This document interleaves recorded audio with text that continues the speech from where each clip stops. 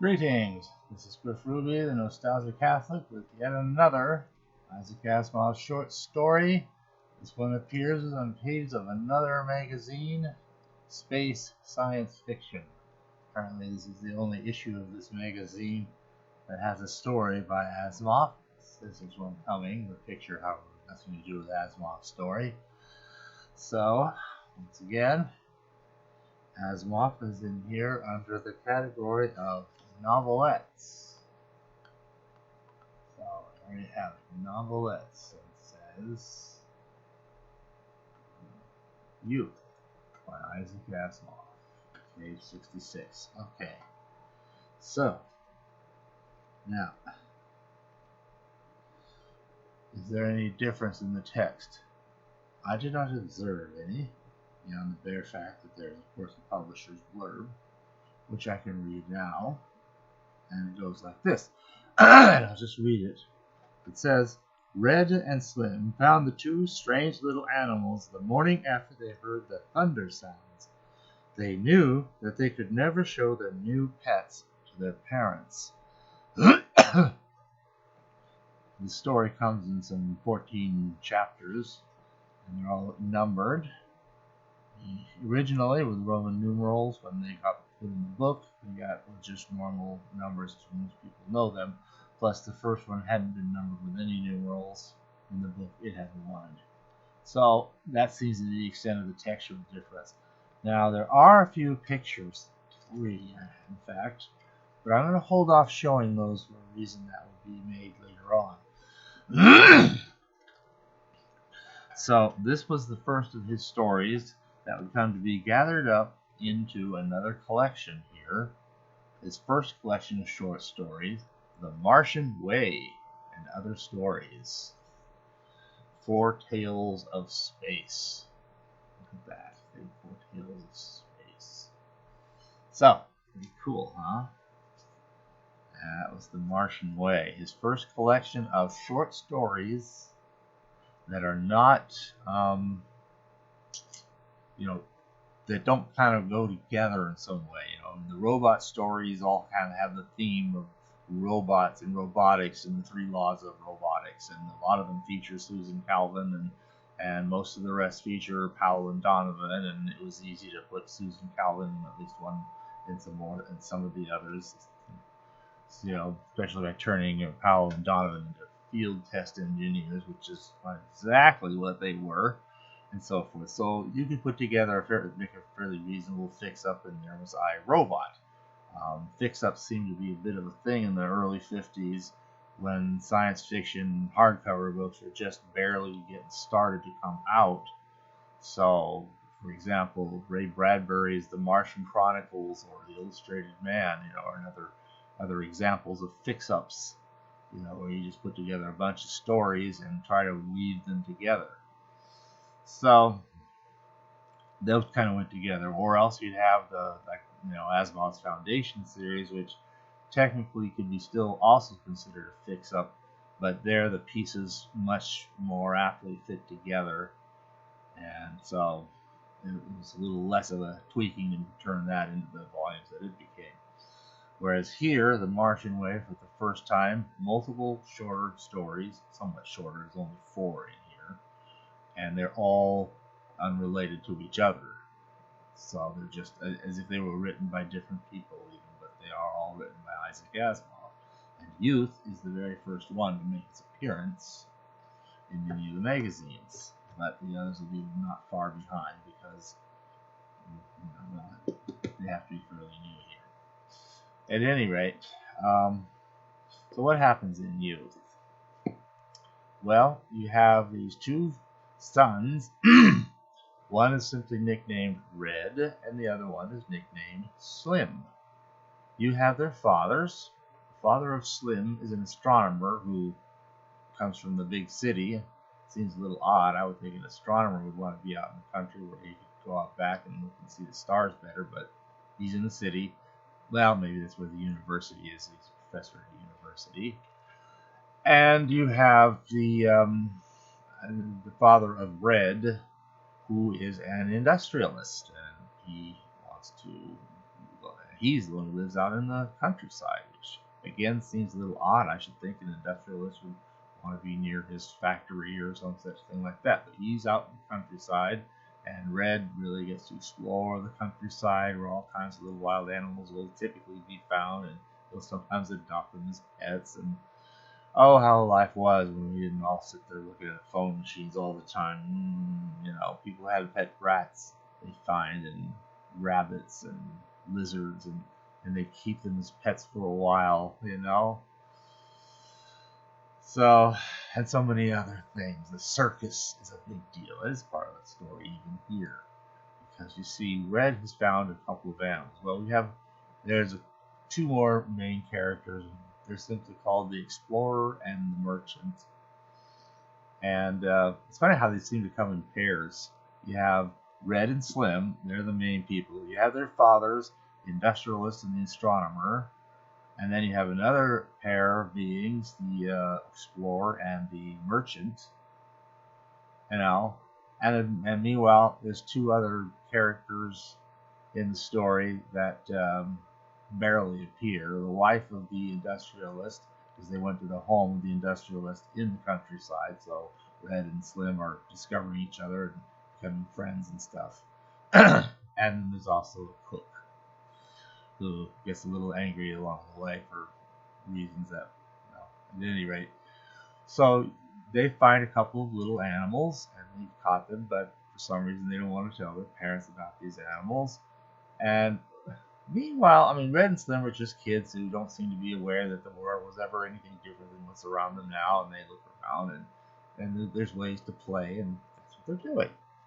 But meanwhile, our Industrialist and Astronomer are talking about how, the world's kind of gone backwards a bit. It's become slower and calmer and more peaceful since those days what they called before the war, which I guess was an atomic war of some kind.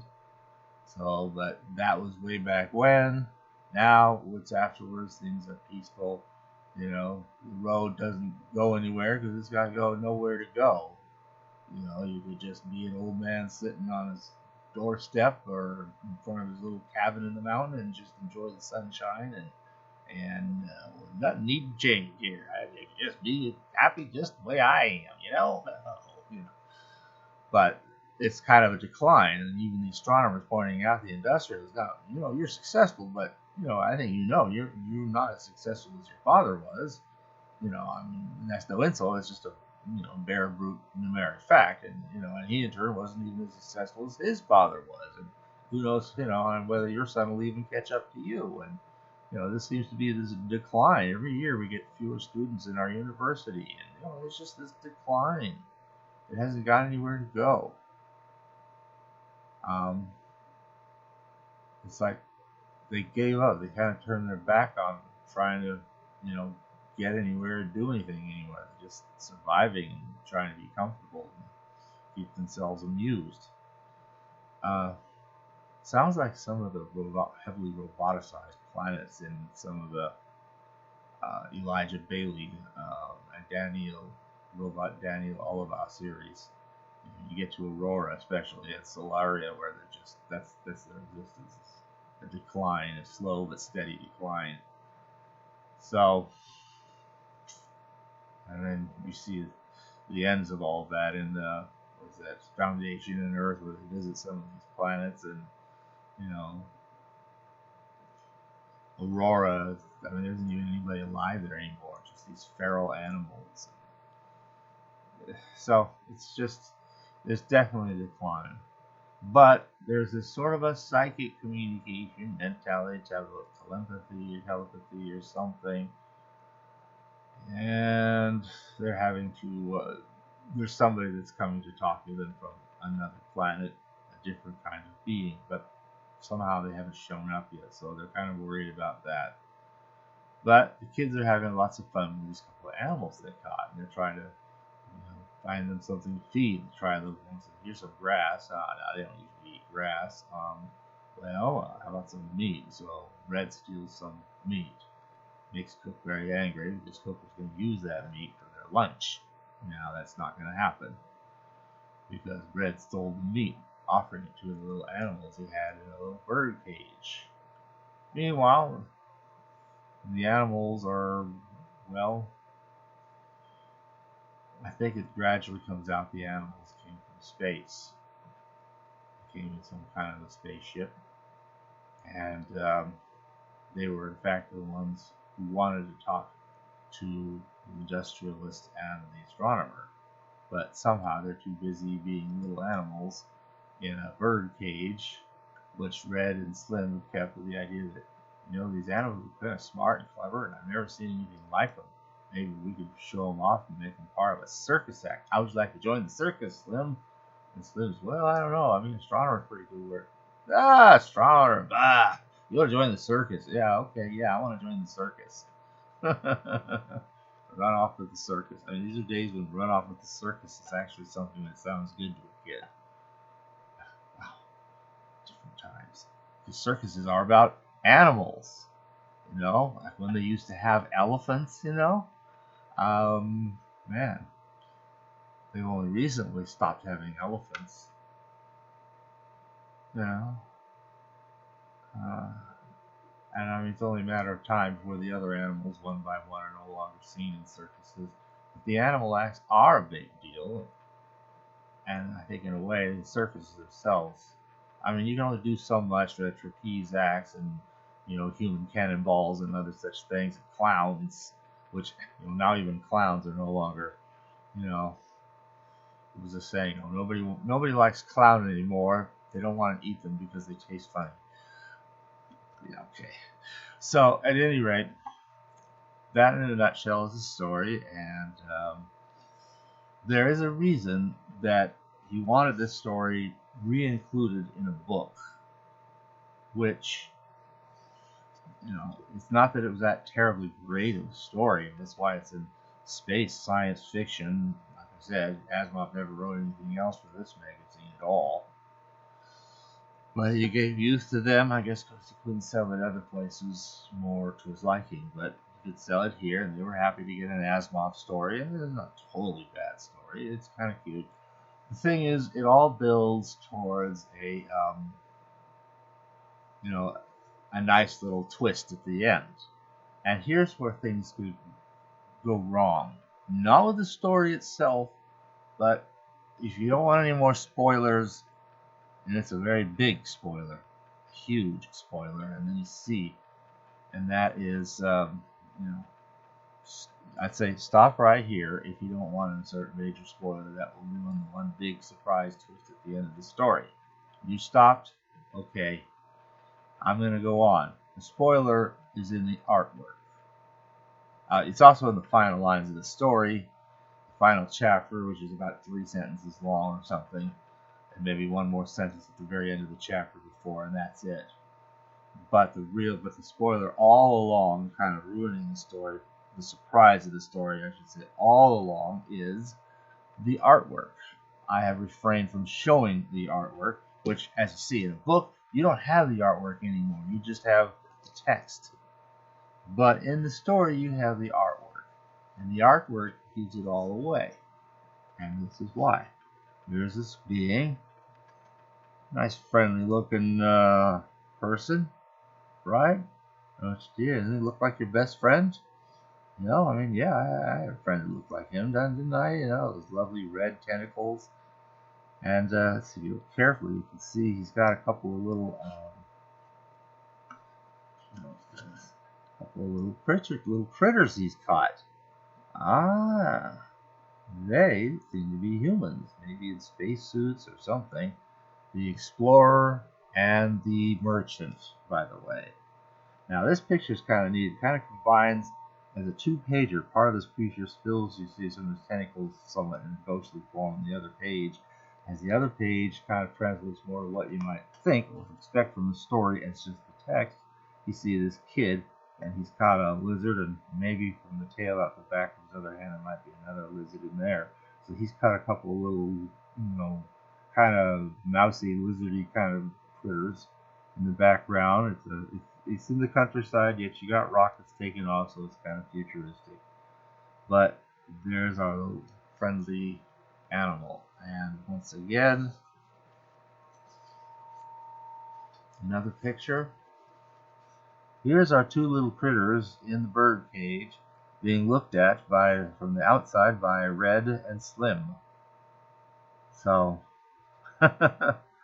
there's Red and Slim there. Okay. And then one other small thing. Yes, they came in a rocket ship, which I guess is what one would expect an Earth rocket ship to look like. That had landed out in the field somewhere. So, this story, that gives it all away. I mean, there's still kind of how it goes out in the discussions between the astronomer and the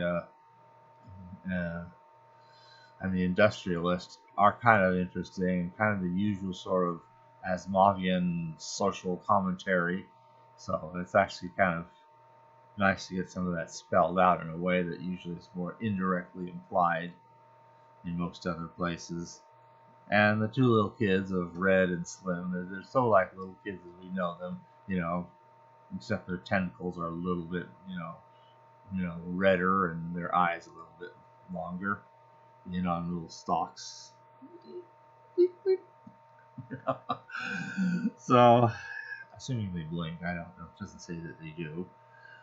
So, at any rate, that's the story of youth, and that's it.